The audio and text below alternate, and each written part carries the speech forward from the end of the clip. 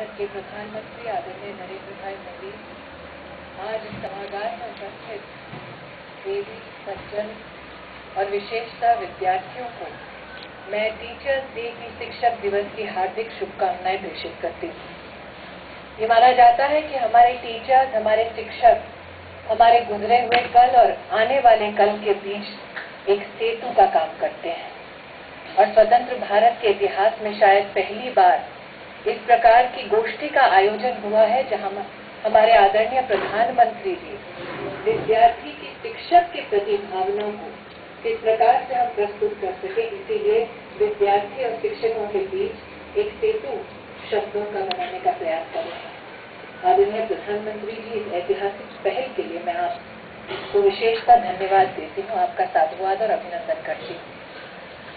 कई स्कूलों में देखा गया है कि टीचर्स डे पर हमारे विद्यार्थी कुछ क्लासेस में शिक्षक का रूप धारण करते हैं शिक्षक के सम्मान में।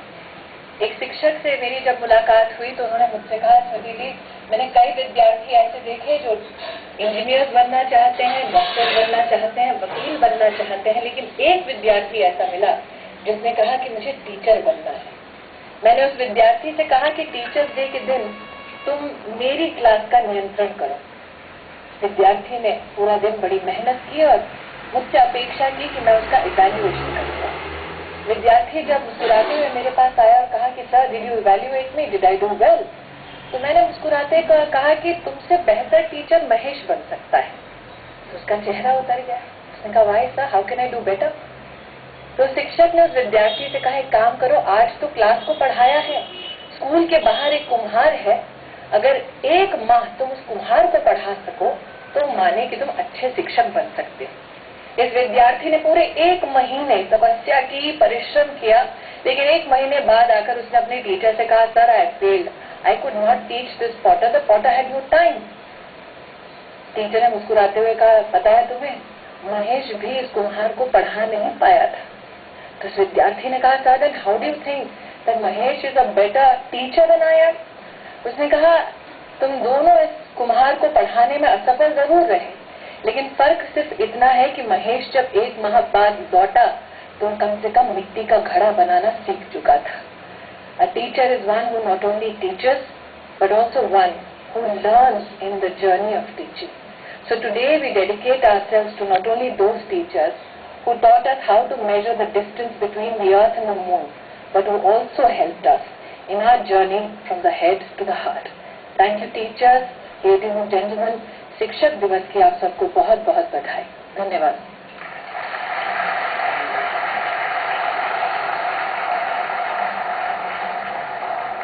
भारत के द्वितीय राष्ट्रपति श्री सर्वपल्ली राधाकृष्णन, जिनकी जन्म तिथि पर शिक्षक दिवस मनाया जाता है, आज भी शिक्षकों को प्रेरित एवं विद्यार्थियों को अभिभूत करते हैं।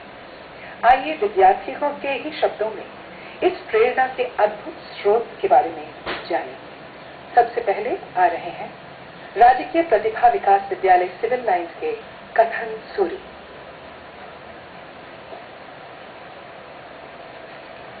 नमस्कार, मैं कथन सूरी, राजकीय प्रतिभा विकास विद्यालय सिविल लाइंस का छात्र। शिक्षक दिवस के इस पावन अवसर पर, जो प्रतिवर्ष 5 सितंबर को भारत के द्वितीय राष्ट्रपति डॉक्टर सर्वपल्ली राधाकृष्णन जी के जन्म दिवस के रूप में मनाया जाता है, पर आपका अभिनंदन करता हूं। डॉक्टर सर्वपल्ली राधाकृष्णन जी ने अपना संपूर्ण जीवन शिक्षा को ही समर्पित कर दिया और जीवन पर्यंत कुछ नया सीखने की प्रवृत्ति ने उन्हें हमेशा एक विद्यार्थी ही बनाए रखा। डॉक्टर राधाकृष्णन न केवल शिक्षा जगत के मानदंड, महान वक्ता, राजनीतिविद थे, अपितु वे भारतीय संस्कृति, दर्शन एवं अध्यात्म के भी शिखर पुरुष थे। इन्हीं विशेषताओं से परिपूर्ण व्यक्तित्व डॉक्टर सर्वपल्ली राधाकृष्णन जी को 1954 में देश के सर्वोच्च नागरिक सम्मान भारत रत्न से भी नवाजा गया। मैं माननीय प्रधानमंत्री श्री नरेंद्र मोदी जी एवं उपस्थित अन्य गणमान्य विभूतियों के समक्ष डॉक्टर सर्वपल्ली राधाकृष्णन जी के जीवन से संबंधित कुछ संस्मरण प्रस्तुत करते हुए अपने आप को गौरवान्वित महसूस कर रहा हूँ। तो अब मैं डॉक्टर राधाकृष्णन जी डॉक्टर राधाकृष्णन जी के जीवन की एक घटना का उल्लेख करना चाहूंगा, जिससे हमें पता चलता है कि उन्होंने अपने पहनावे के ढंग को किसी बाहरी दबाव के कारण बदला नहीं। बात उस समय की है जब डॉक्टर राधाकृष्णन जी को भाषण देने के लिए विदेश जाना था, तो उन्होंने अपनी भारतीय पोशाक ही धारण की और विदेशी सभा को अपनी पारंपरिक वेशभूषा में ही संबोधित किया। यह डॉक्टर राधाकृष्णन जी की भारतीय संस्कृति के प्रति आस्था एवं सम्मान को प्रकट करती है। सभा में उपस्थित कुछ लोग शायद इस बात से अपरिचित हों कि डॉक्टर राधाकृष्णन जी ने दर्शन शास्त्र का अध्ययन परिस्थितिवश किया, न कि अपनी इच्छा से। पारिवारिक आर्थिक तंगी के कारण उन्होंने अपने चचेरे भाई की दर्शन शास्त्र की पुस्तकों से ही अध्ययन किया और इस आकस्मिक निर्णय ने उनके शैक्षिक जीवन की दिशा को ही बदल दिया और इस क्षेत्र में उन्होंने विद्वता हासिल की। तो ऐसे थे हमारे प्रतिभाशाली डॉक्टर सर्वपल्ली राधाकृष्णन जी। इन्हीं शब्दों के साथ मैं अपनी वाणी को विराम देना चाहूंगा। धन्यवाद। धन्यवाद सर। मैं आपसे अनुरोध करूंगी कि आप मंच पर आए और प्रधानमंत्री जी से उनके आशीर्वाद का एक संस्मरण करें।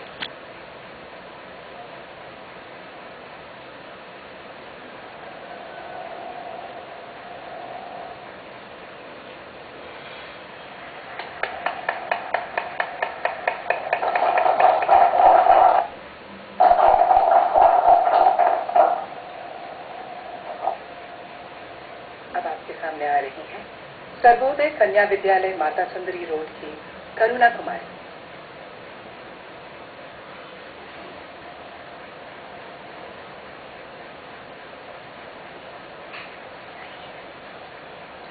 Honorable Prime Minister, Sir, Minister of HRD, and the other distinguished guests, I would like to extend a very warm-hearted welcome to all of you.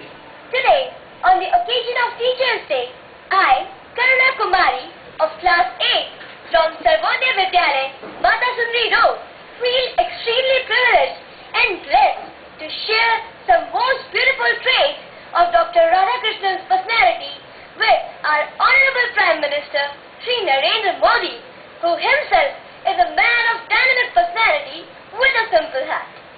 Dr. Sarvapalli Radhakrishnan, the second President of Free India, was a great philosopher and who taught philosophy in many universities of India. As a tribute to his close association with the cause of teaching, his birthday came to be observed as Teachers' Day. Whatever position he held, whether as a President, Vice President, or even as a cultural ambassador, Dr. Radhakrishnan remained a teacher all his life. Now, I would like to shed some light upon some of the other aspects of his personality.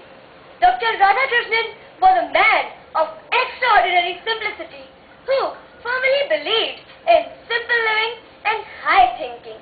Every day, he would sit in his veranda on a mat and greet every passerby. He used to talk to them very kindly and very sweetly. He even loved children very much and motivated them everywhere. He would stop two little sisters of his friend when they were on their way to school and encourage them to sing. Though he was a man of great intelligence, great learning, but yet he never discouraged youngsters from talking to him even in faulty English. Now, I would like to share one more incident about his personality, that once his friend Dr. K. Ishwara Dutt, who was the general editor of the book The Man and His Revolution, handed one of his essays on Ruskin Bond to Dr. Radhakrishnan. He went through it in detail, just like a typical school teacher. He smiled many times while reading the essay, but he didn't discourage him or give him any serious advice. All he said after reading the whole essay was, "Be simple, direct, and pointed." So, you people see that such a man of great ethics was he. Today, Dr. Sarvapalli Radhakrishnan is not among us, but his nature, his reflection can be seen in each and every teacher. So, I salute the whole teaching fraternity. Thank you very much. Thank you, Karuna. That was beautiful. Would you come onto the stage now and accept the Prime Minister's blessings?